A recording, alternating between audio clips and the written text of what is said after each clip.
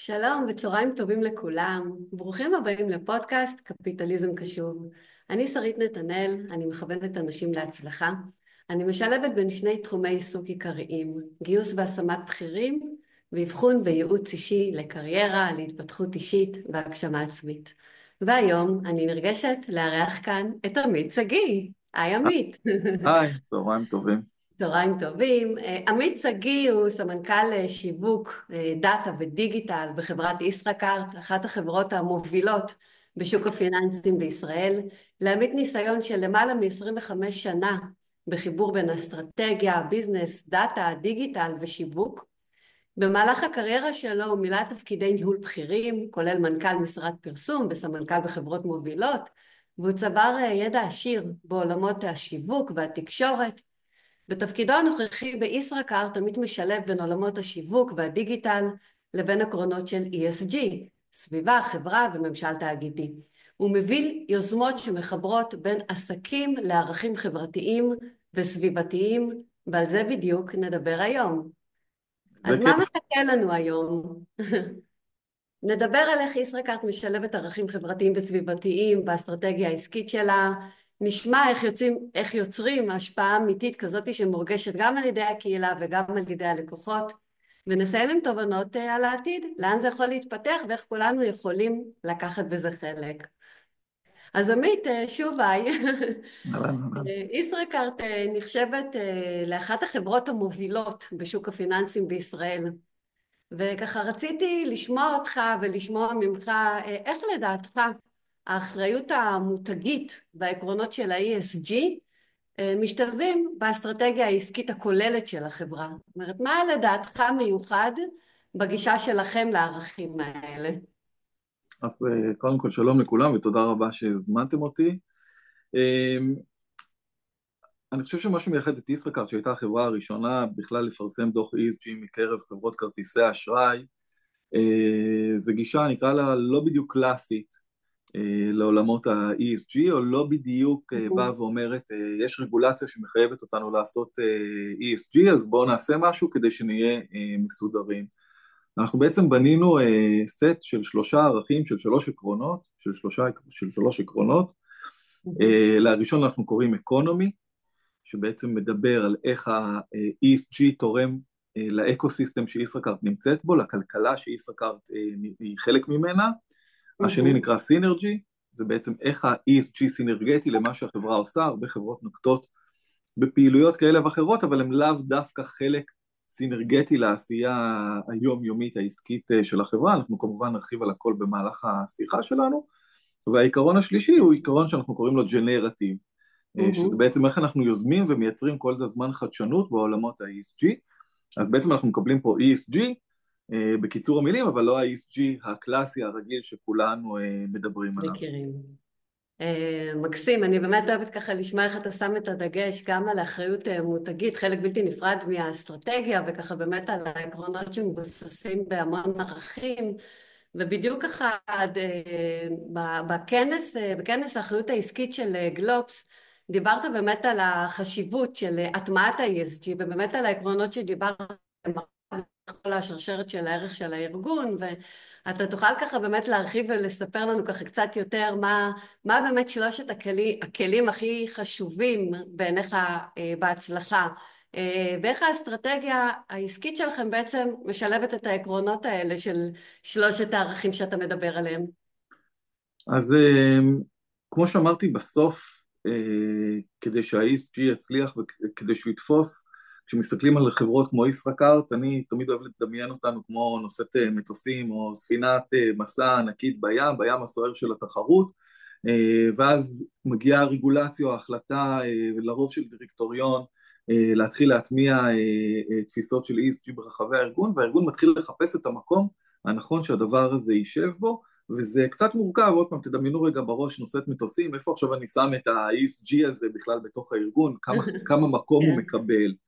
וכמו שאמרתי, אנחנו בעצם באנו ואמרנו, רגע, אנחנו רוצים לעבוד לפי שלושה עקרונות, שיאפשרו לנו רגע ממש לרדת עד אחרון העובדים, ולייצר הטמעה מלאה של התפיסה הזאת, באמת מתוך אמונה שזה חובה שלנו כמנהלים בארגון, וחובה שלנו כמנהלים במדינת ישראל, להחזיר חזרה, לתרום בחזרה.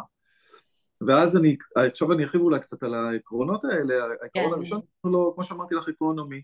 בסוף ישראכרט או כל מותג בעולם הוא חלק מאקו-סיסטם, מהמם. וכשבאקו-סיסטם טוב, גם למותג טוב, וכשבאקו-סיסטם רע, למותג רע. ובעצם יש פה איזושהי שרשרת שמזינה את מהמם. עצמה, אז אנחנו שואלים את עצמנו מה אנחנו יכולים לעשות טוב יותר לעולם, טוב יותר למדינה, שהוא מהמם. אבל חלק מהביזנס שלנו, שהוא חלק ממה שמניע את הכלכלה שאנחנו ממנה מרוויחים. אז ככל שהמצב במשק ובכלכלה יהיה טוב יותר, מן הסתם ישראכרט מרוויחה יותר, יש לה יותר משאבים להחזיר בחזרה. אז אני דווקא אפשר פה לתת רגע למשל דוגמה על הפעילות מהמם. שלנו בשוק של העסקים הקטנים. כן. 50% מהכלכלה בישראל יושבת על עסקים קטנים, לא הרבה אנשים מכירים את זה, זה בערך גם 50% מהמועסקים במשק, מהמם. ויש, השרידות של עסקים קטנים לאורך זמן יחסית נמוכה.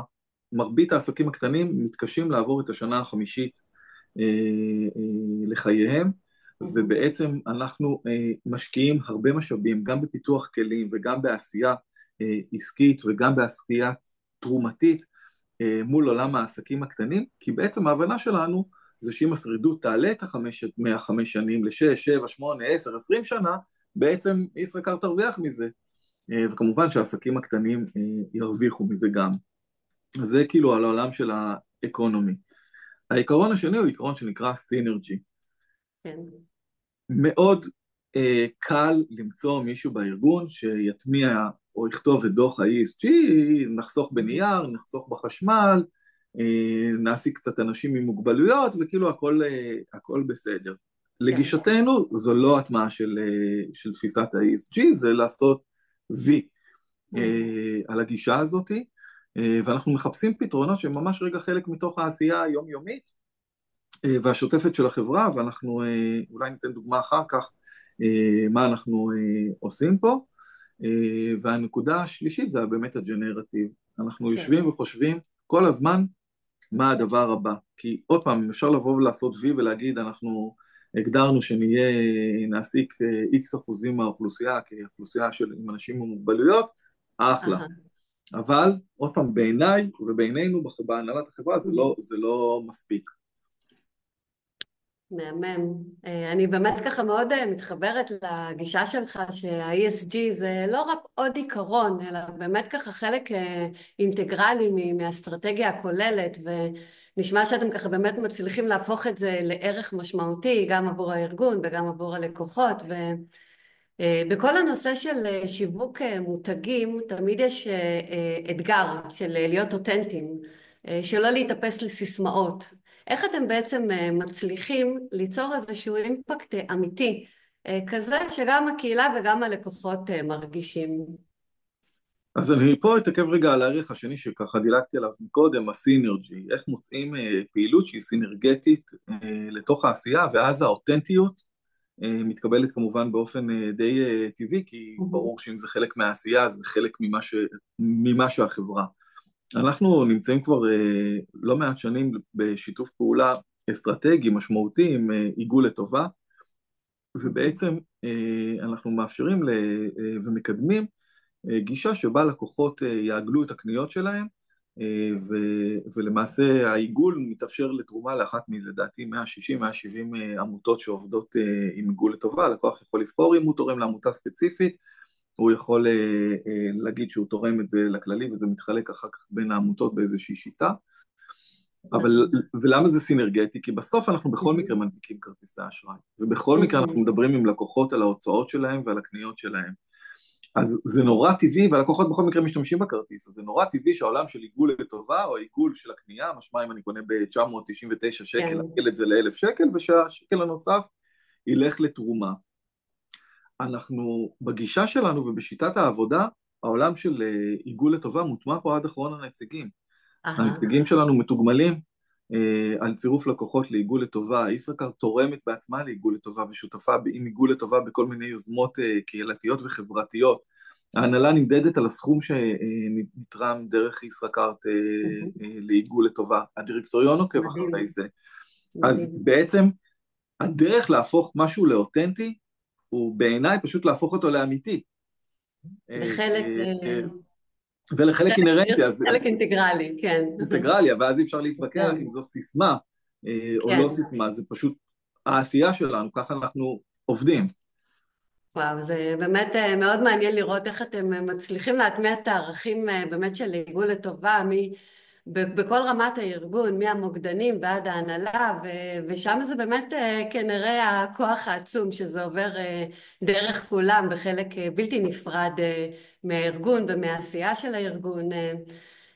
אתה יודע, עמית, בתור מי שעוסקת בגיוס והשמת בכירים, באבחון ובייעוץ קריירה, אני כל הזמן מדברת על החיבור בין קפיטליזם קשוב לניהול המשאב האנושי.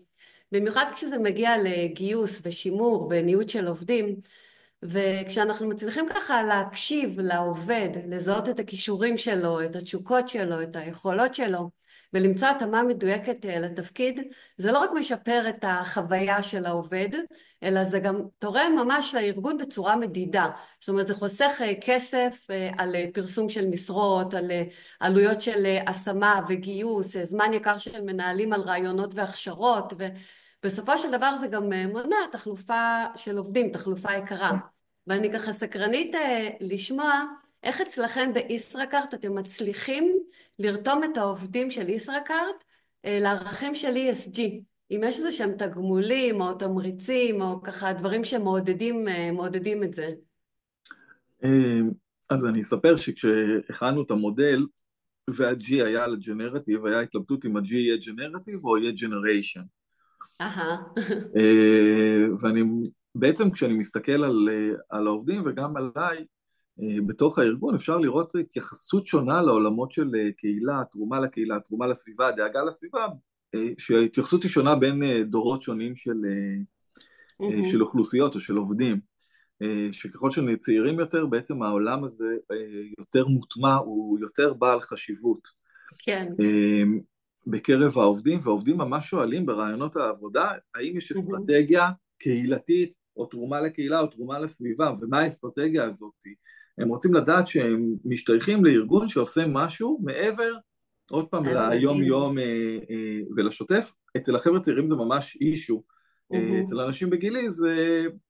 אני עושה את זה באהבה כמובן, ואני עושה את זה לא כי מכריחים אותי, כי אני חושב שזה חשוב, אבל זה הרבה פחות במודע שלי, זה הרבה פחות באוטומט שלי, אני צריך כאילו להתעסק בזה, אצלהם זה ממש רגע באוטומט.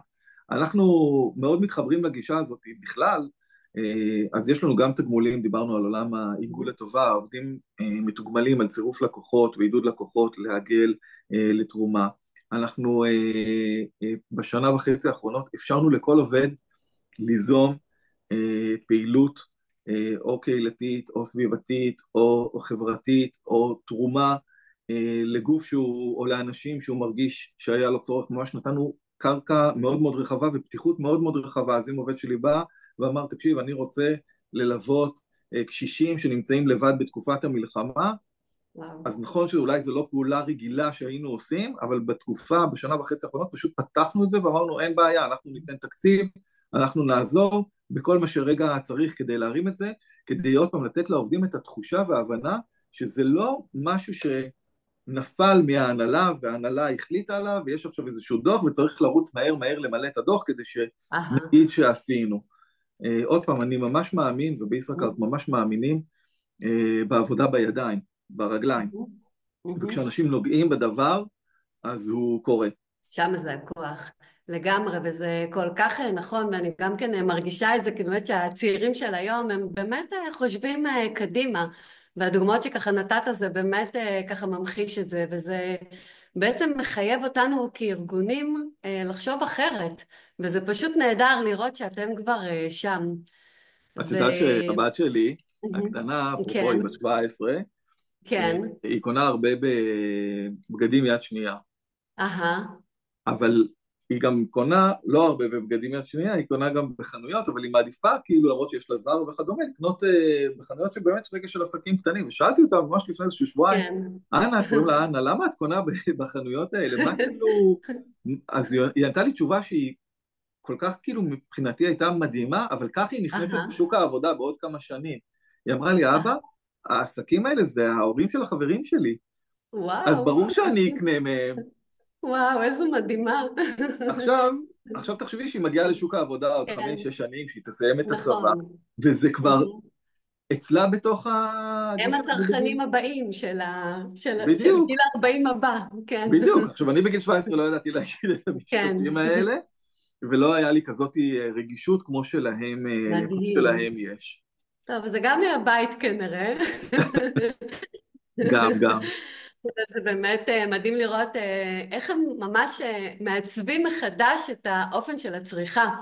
כי גם אם היום, אני לא יודעת, אתה בטח תדבר על זה בהמשך, אנחנו לא יודעים אם היום, או כמה לקוחות היום מחליטים מאיפה לרכוש וכמה לרכוש, בהתאם אם חברה מיישמת עקרונות של ESG או לא. אבל אני חושבת שבדור הבא זה כבר ייראה אחרת. זה בדיוק מה שציינת עכשיו, מאותם חבר'ה צעירים שכבר בגילי 20-23 באים ושואלים אותנו ברעיונות עבודה, עם איך אנחנו תורמים לקהילה ומה אנחנו עושים, ואתה מספר פה סיפורים על הבת שלך, וזה פשוט באמת מרגש לראות ככה איך הם מעצבים את הרגלי הצריכה הבאים. ממש, אה, ממש. ממש, זה כן, מדהים. ואתה, אני חושב ככה, עמית, ככל שמדובר בשילוב בין ערכים עסקיים לבין הצלחה כלכלית, לא פעם ארגונים נתקלים בהתנגדויות, באתגרים. איזה קשיים נתקלת בהם בדרך? זאת אומרת, איך הצלחת גם להתמודד עם האתגרים האלו, תוך המקום הזה, שאתה גם שומר על הערכים של קפיטליזם קשור ושל ESG. אז אני אחזור רגע לסיפור של הספינה והנושאת מטוסים אהה. הגדולה, כי אני חושב שאגב שם מתחיל האתגר הראשון. השאלה כן, שנראית כאילו על פניו מאוד מאוד פשוטה, אבל מי שעובד בקורפורטס ובארגונים גדולים של אלפי עובדים יודע שהשאלה הזאת היא מעוררת אמוציות ובלגן הרבה פעמים, כן. זה איפה היחידה הזאת יושבת ב, במבנה הארגוני. מהמם. וזה לא סתם שאלה רגע טכנית, כן, מי ינהל אותה, זה פשוט ההוכחה של ההנהלה על כמה רצינות היא נותנת לעולם הזה. כי יש הרבה מדהים. ארגונים ששמים את זה מתחת להוא, להיא, להם, להוא, ועוד מהמם. פעם, כי צריך, כי החוק מחייב, כי אנחנו חברה ציבורית, כי מישהו אמר, כי ביקשו. אבל אז ככה גם נראה.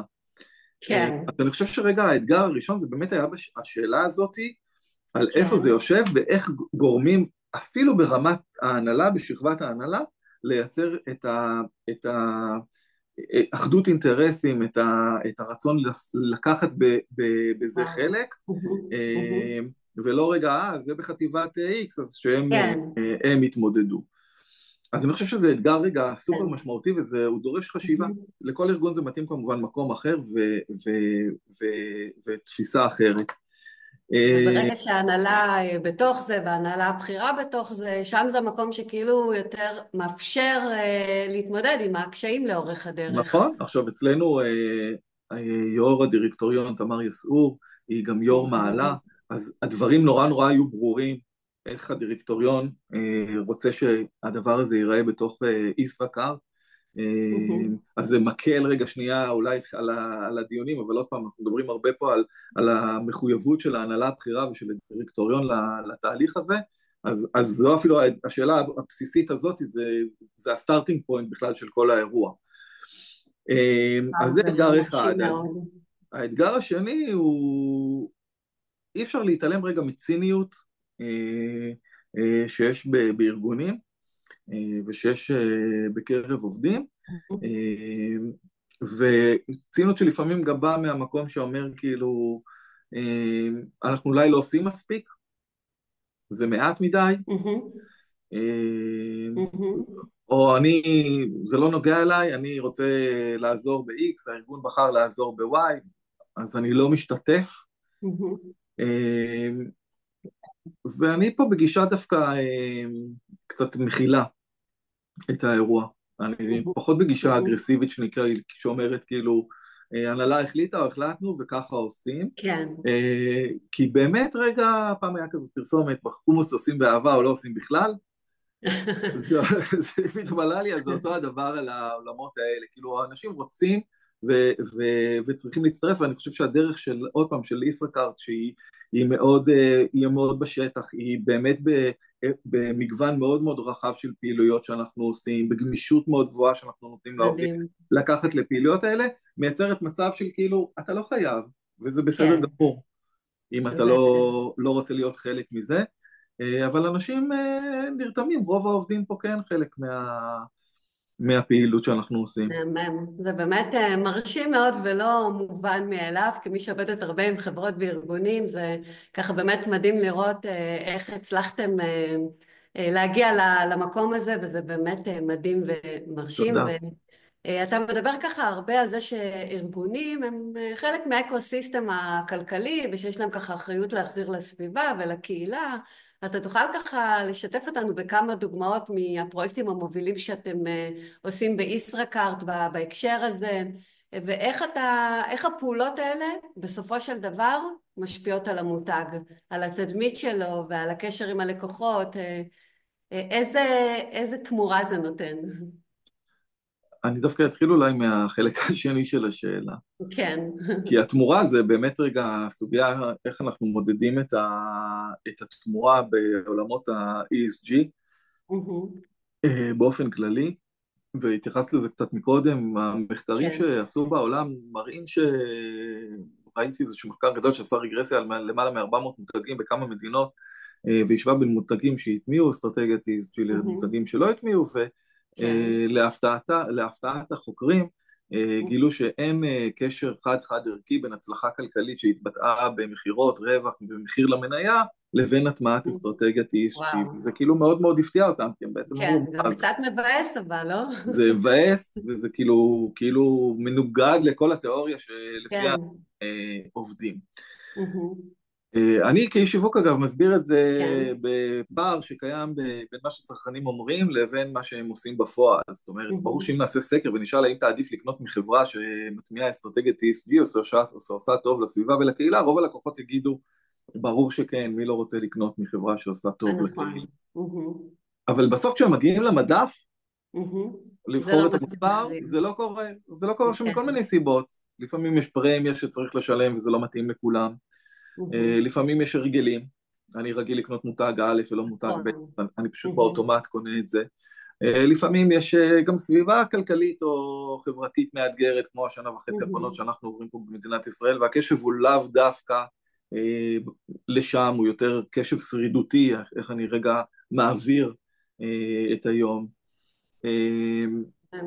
אז אז אני יש פה חושב איזושהי הבנה בעצם שלא הכל נמדד במספרים, שיש לנו פה איזושהי מחויבות ככה באמת לערכים, לעזרה לעסקים קטנים, להחזיר את הטוב לקהילה, שזה בעצם, זה אז המוטו זה בדיוק שלכם? זה, זה בדיוק זה. מהמם. אז בגלל זה אני מהמם. אומר, רגע שנייה, בגלל שאנחנו לא תמיד יכולים להוכיח את התרומה שזה מייצר כן. כלכלית, כספית או לשווי המניה, צריך רגע לשחרר עוד פעם את האירוע ולהגיד, רגע שנייה, אנחנו כמנהיגים עסקיים וארגונים גדולים מחויבים, מחויבים, מחויבים לדור הבא מהמם. ולדורות שבאים אחרינו, ואנחנו מחויבים לקחת על עצמנו את החובה, את האחריות, לעשות רגע אקסטרה מהיום יום השוטף שלנו למען הקהילה, החברה והסביבה, כי בסוף זה הילדים שלנו והנכדים שלנו שיחיו פה בעולם הזה, ואיזה מקום אנחנו משאירים לילדים. חד אז, אז, משמעית. אז הדוגמאות שאנחנו יכולים לתת, עוד פעם, כן. קצת ככה התייחסתי מקודם, כשהתחילה המלחמה, מהמם. אנחנו עובדים המון עם עסקים קטנים, פתחנו ממש את כל פלטפורמות הפרסום של ישראכרט עבור עסקים קטנים, בין אם הם לקוחות ישראכרט או לא לקוחות ישראכרט, זה בכלל לא משנה, פשוט הגיעו לנו הרבה עסקים קטנים שנכנסו למצב קשה, לשיתוק, לא ידעו איך להגיע ללקוחות, היו חסרים חלקם פלטפורמות, ישראכרט היא חברה עם 2.9 מיליון לקוחות פרטיים, עם פלטפורמות פרסום רחבות, עם פרסום בטלוויזיה, ברדיו, באינטרנט, וואו. ברשתות החברתיות, פשוט לקחנו את כל הכסף הזה ואת כל הפלטפורמות האלה ואמרנו לעסקים קטנים, כל מי שרוצה יכול לפרסם דרך ישראכרט ולהגיע ללקוחות הקצה. צירפנו למעלה מ-900 עסקים קטנים, עוד פעם, וואו. חלקם בכלל לא לקוחות של ישראכרט, אנחנו פתחנו את הדלת בפני כולם, מתוך תפיסה שהתפקיד שלנו זה לעזור להם לשרוד, כמו שאמרתי מקודם, הם חלק מהאקוסיסטם שאני חי ממנו ומקבל ממנו משכורת ומרוויח. ממש מתוך אה, המודל העסקי של החברה. נכון, אז כשהכול טוב ואני מרוויח, הכל אחלה, אבל לא ייתכן שכשהם נכנסים למצוקה אני אגיד להם, כשאתם עכשיו נכון. במצוקה אני לא בתוך המשחק הזה, כי וואו, זה לא בתוכנית שלי. וואו. אז זה דוגמה אחת. אנחנו הולכים להשיק ים או סט של מוצרים מהמם. עבור העסקים הקטנים, עוד פעם, שיעזור להם בעולם השרידות, התזרים מזומנית, איך אני שורד תזרים מזומנים, איך אני מנהל תזרים מזומנים. עוד פעם, אני עובד בקורפורט, יש פה סמנכ"ל כספים, הם כן, יודעים להזיז את הכסף ימינה ושמאלה, אבל עסק קטן יושב בערב בבית, צריך להשקיע, צריך להוציא, ההכנסות מגיעות באיחור, ההוצאות מגיעות מוקדם יותר, איך מנהלים את הדבר הזה עוד פעם. עכשיו זה לא, אפשר לטעון, זה לא התפקיד של ישראכרט כן. לוודא שעסק יודע מהמם. לנהל את התזרים מזומנים, אבל אני כן אומר, זה כן התפקיד של ישראכרט לדעת איך עסק ולעזור לעסק לנהל את תזרים המזומנים שלו, כי אז יאפשר לו לשרוד לאורך זמן, הוא ישרוד לאורך זמן, הוא ימכור ויסלוק, הוא ימכור ויסלוק, ישראכרט תרוויח יותר, והוא ירוויח יותר גם כן, ועוד פעם, זה ווין ווין לכל אורך לגמרי. שרשרת הערך. לגמרי. גישה מעניינת מאוד ומוערכת.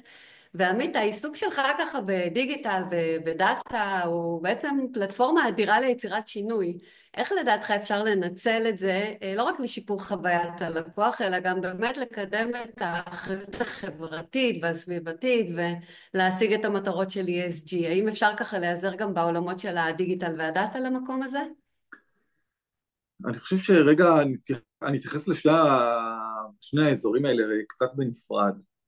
אוקיי. העולמות של הדאטה בעיקר, עוד פעם, משמשים אותנו להבין את הברומטר של עסקים קטנים, איפה הם נמצאים, עוד פעם, ביחס לתפיסת שרידות הזאת שאני מדבר עליה לא מעט, איך התזרים מזומנים שלהם, איך ההכנסות שלהם נבנות, מי עם אותם העסקים קטנים, באיזה זירות יש קשיים יותר ובאיזה זירות יש קשיים פחות, אם זה גיאוגרפי או סוג של תעשייה מסוים, ראינו עכשיו לאחרונה הרבה משברים בעולם המסעדות. אז זה רגע השימוש בעולמות הדאטה וההבנה של כאילו בעצם הדאטה הוא מקור המידע, הוא מקור הניתוח שלנו להבין מה קורה באקוסיסטם שלנו שדיברנו עליו מקודם ואיך הוא מתפתח. הוא גם כמובן עוזר לנו להבין כל הזמן את המצב, נגיד ביחסים מול עיגול לטובה, האם אנחנו עומדים כן. בקצבים שרצינו, לא עומדים בקצבים שרצינו, אם לא עומדים מה זה אומר, איך זה משפיע, איך המצב הכלכלי משפיע וואו. על הדבר הזה. והעולמות של הדיגיטל הם כאילו באים מזירה אחרת בעיניי, מהזירה יותר של ווס או מס, נקרא לזה מהמם. מרקטינג או קומיוניקיישן. בסוף, אה, לפחות בישראכרט, אבל קצת בארגונים אחרים שאני מכיר גם כן, ESG זה תמיד זה פעילות קטנה, בסדר? ביחס לגודל כן. של החברה. כן. עוד פעם, זו פעילות שהיא קורית לצד או בשילוב הפעילות השוטפת, אבל היא לא מקור הצמיחה, היא לא מקור ההכנסות, היא לא מקור ההוצאות כן. של החברה, לרוב מקצים איזשהו סכום של תקציב, ו, ואז מאוד מאוד קשה להגיע לקהלים מאוד מאוד רחבים, נכון. ולהשמיע את הכל. ואנחנו רוצים מהמם. שאנשים ידעו על הפעילות שאנחנו עושים, מדהים. לא כחלק מהתפיסה רגע שנייה, נקרא לזה הפרסומית, אני עושה את זה כי אני רוצה שאנשים ידעו בגלל שאני רוצה לפרסם או לרכב על זה, אלא כי אני רוצה שאנשים יבינו וידעו שאנחנו חלק, שיש לנו איזושהי תפיסת הפעלה, וכשאנחנו הולכים ועוזרים או תורמים באיזשהו מקום, או עושים פעילות כלשהי באיזשהו מקום, בסוף זה קבוצה של עובדים, 15, 20, 30 עובדים, מול קבוצה של אנשים שצריכים את העזרה הזאת. אבל באמת. הסיפור הגדול חייב להיות איכשהו מסופר, והפלטפורמות הדיגיטליות, גם עבור עסקים קטנים, גם עבור אנשים שנזקקים, בסוף הם היכולת להגיע לקהל מאוד מאוד רחב, בעלות יחסית נמוכה. מדהים. בסופו של דבר אתם אבל חברה שפועלת בסביבה עסקית ותחרותית. איך אתם מאוד. בעצם משלבים את הקפיטליזם לערכים? איך אתם מצליחים ככה לבדל את ישראכרט משאר המתחרים? מה הופך בעצם את הגישה שלכם ליותר ייחודית בשוק? אז אני חושב שכמו שאמרתי, הגישה שהתבססה על שלושת התמות, או שלושת הרעיונות שדיברנו עליהם כל הזמן, אני חושב שהיא משהו מיוחד, אני לא מכיר מהמם. גופים מוכרים אחרים שעובדים ככה. רמת המחויבות פה, מיו"ר הדירקטוריון ועד אחרון העובדים, היא סופר סופר סופר סופר גבוהה, היא סופר סופר רגישה. גם סמנכ"לית משאבי האנוש לימור שקו, וגם הדוברת אלה קונקיס, שמאוד מאמינות בעולם הזה ודוחפות אותו ומתעסקות בו ודואגות שהוא יוצף כל הזמן כלפי מעלה. בסוף, עוד פעם, כמו כל דבר בארגון, במה שאתה עובד ובמה שההנהלה מחליטה שהיא מתמקדת, זה מה שקורה בסוף. ופה עוד פעם, אני חושב שהייחוד שלנו זה שאנחנו רגע באמת עובדים, וההנהלה בוודאי ובוודאי מתייחסת לזה בכובד ראש ובכבוד שצריך לתת לזה, וזה מייצר את האימפקט. אתה כל כך צודק, המעורבות של ההנהלה ושל כל שרשרת הערך בארגון היא כל כך משמעותית, ואנחנו ממש רואים איך זה ניכר אצלכם. יש לכם איזשהו מודל עסקי שמוביל את ישראכרט בכל מה שקשור לאימוץ של עקרונות, של אחריות תאגידית? אתם רואים נגיד איך זה משפיע ישירות על הביצועים העסקיים? יש לכם איזשהם מדדים לדברים האלה? יש לנו מדדים של ESG, אמרתי, הם קצת יותר רכים, הם יותר עמידה מהמם. בכל מיני חוקים או התניות שהגדרנו לעצמנו שאנחנו נרצה להגיע אליהם.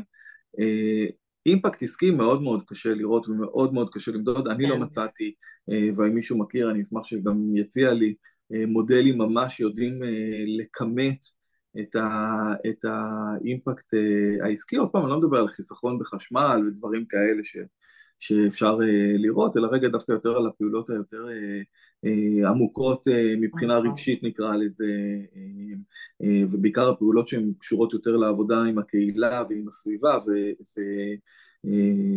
ופחות לסביבה. מהמם. אז אנחנו עוד לא רואים, אבל כמו שאמרתי, העקרונות של האימוץ, זה חייב להיות סינרגטי לתוך העשייה, וכמו שאמרתי, גם לא כל כך דיברנו מקודם על הגישה של הג'נרטיב, על הגישה של החדשנות. מהמם. אנחנו בהרבה דברים, ואנשי שיווק שיושבים או שמקשיבים לנו מכירים את זה, אנחנו תמיד מחפשים את הדבר הבא, את הדבר החדש, הדבר שירגש אותנו עוד פעם. כן. ב-ESG זה אותו הדבר. זאת מהמם. אומרת, חלק מהחובה שלי כאיש שיווק וחלק מהחובה שלנו כחברי הנהלה זה כל הזמן לחשוב, רגע, מה הדבר הבא? אוקיי, עשינו את הפעילות הזאת, הטמענו את עיגול כן. לטובה, מה העיגול לטובה הבא? זה לא אומר שמצאנו מהמם. אותו, אוקיי? מדהים. אבל אנחנו כן דנים בזה, מה הפעילות הבאה שאנחנו צריכים לעשות? כי בסוף כן יש שחיקה, בסוף כן יש עייפות, בסוף כן הדברים כבר נכנסים לאיזשהו רוטינה, ואני חושב שכל אחד רוצה להרגיש שהוא מתחדש ותורם ונרתם, וכאילו הדברים זזים בקצב יותר מהר קדימה. אז ממש הבאנו פה גישה כזאת של innovation lab נקרא לזה אפילו. אהה. עולים רעיונות, הרבה פעמים אנחנו מתחילים אותם בקטנה, סתם מול קבוצת אוכלוסייה מסוימת שאנחנו פועלים, או מול איזושהי עמותה שהבאנו, או מול משהו מוצר שאנחנו רוצים לעשות, ומנסים, הולך לנו, ממשיכים, לא הולך לנו, בצער, אבל לא בהצטערות יותר מדי, כן. זורקים את זה הצידה ומתקדמים שנייה הלאה. מתקדמים. כן. ועוד פעם, זו גישה כזאת שבאה ואומרת, אנחנו כל הזמן נבנה, נבנה, נבנה, נבנה. אי אפשר רגע להישאר קפוא בעולם העסקי, אי אפשר להישאר קפוא בעולמות ה-ESG. ממש. וככה ממש לסיום אני רוצה לשאול אותך, עמית, איך היית רוצה לראות את החיבור בין עסקים לערכים מתפתח בחמש השנים הקרובות, גם בישראכרט וגם בעולם העסקי בכלל? איפה החברות יושבות היום מבחינת מה שדיברת על הערך הכל כך משמעותי אצלכם, שכל שרשרת הערך של הארגון מעורבת בתוך כל התהליך? איך זה יושב אצל חברות אחרות, מה היינו רוצים לראות עוד 5 שנים, עוד 10 שנים? איך אתה רואה ככה עם הפנים קדימה? אני חושב ורגע במלוא הצניעות, ישראכרט באמת קצת ייחודית אהה. בגישה. זה לא אומר שהיא היחידה שעובדת ככה, יש חברות בארץ שעושות עבודת ESG מתאימה, בנק מזרחי, שטראוס, באמת הרבה חברות. ושאפו לכולם ולכל המנהיגים העסקיים, צריך להגיד את זה גם כן, שמובילים ממש. הרבה פעמים מהלכים מאוד מאוד משמעותיים, ואני חושב שאפילו בשנה האחרונה ראינו כמה בסוף המגזר העסקי יכול להיות עם אימפקט על המגזר הפרטי, כשהממשלה או כשהמדינה נמצאת בדיליי בלטפל בדברים. אהה. אז צריך להגיד שאפו באמת לכולם. אבל אני חושב כשהתחלתי להתעסק בעולמות האלה של ESG עוד לפני מהמם. ישראכרט, באמת זה תמיד היה באיזושהי יחידה בארגון, פעם כן. בשנה הם היו באים לשאול אותי אם אני עושה משהו, או שיש להם רעיון ומה לעשות איתו, וכאילו ככה זה היה. לאט לאט באמת רואים הטמעות יותר עמוקות, יותר מעמיקות, יותר אנשים שמתעסקים בזה, יותר תפיסה כזאת כמו פה, שזה יהיה לכל אורך שרשרת הערך, כן. ואני מהמם. מאמין שנמשיך לראות את זה. זאת אומרת, אני חושב שאם תראייני את מי שישב בכיסא הזה, או אנשים שישבו בכיסאות כאלה בעוד 5 שנים בארגונים אחרים, מה שאמרתי עכשיו יישמע אצל כולם. כן, מעניין. אה, לא, אין ברירה פשוט, כאילו, באמת שנייה, אני חושב שלכולם בדרך לשם. נפל האסימון שכולנו, רגע, בדרך לשם עוד פעם יש כאלה שקצת יותר מהר, יש כאלה שהם קצת מהמם. יותר לאט. האיים האלה, שזה מחלקה מהמם. במשאבי אנוש, או תחת הכספים, או תחת כל מיני, הם נגמרים, זה לא, אי אפשר להתקדם ככה. ואני חושב שיותר ויותר אנשים ויותר ויותר ארגונים מבינים את זה היום. זה ממש מעודד לשמוע. ומה המסר שהיית רוצה להשאיר למאזינים שלנו? איך הם יכולים לקחת את השיחה שלנו היום ולהטמיע אותה בעסק שלהם או בחיים האישיים שלהם? איזה צעד קטן הם יכולים לעשות היום כדי להתחיל כבר לשלב ערכים וחדשנות בעשייה שלהם, בארגון שלהם, בצורה חיובית? אמרת את הצמד מילים בעיניי שהוא המפתח, צעד קטן. צעד קטן לאדם, צעד גדול לאנושות. כן, עוד פעם, אני עובד בארגון גדול, ואני עבדתי תמיד בארגונים גדולים של אלפי עובדים, ותמיד הכל גדול, ובתנועה, כן. ובתקציבים, ובאנשים, ו, ו, ולא צריך את זה הרבה פעמים. באמת, רגע, צריך לפעמים להחליט כן. על משהו, גם אם אתה עסק קטן, לא יודע, מישהי שעושה אפייה, או קונדיטוריה, או גו. כן. אז תחליטי שאת פעם בשבועיים עושה מהמם. עוגה או תורמת עוגה ליחידה בצבא, או מהמם. למועדון קשישים, או לא משנה, מהמם. למה שאת מחליטה ורוצה. ותעשי את זה בלב שלם, וזה יעשה לך טוב. אז תמשיכי מדהים. משם.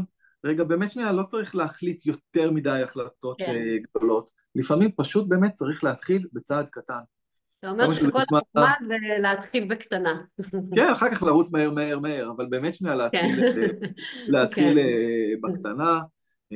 אני גם, זה גם הפילוסופיה העסקית שלי, זאת אומרת, כמו שנתתי לך מקודם את הדוגמה על ה-Innovation Lab, מתחילים, לא כל כן. דבר צריך להתחיל בענק, יש דברים שאנחנו מתחילים בענק, אבל לא כל נכון. דבר צריך להיות ככה.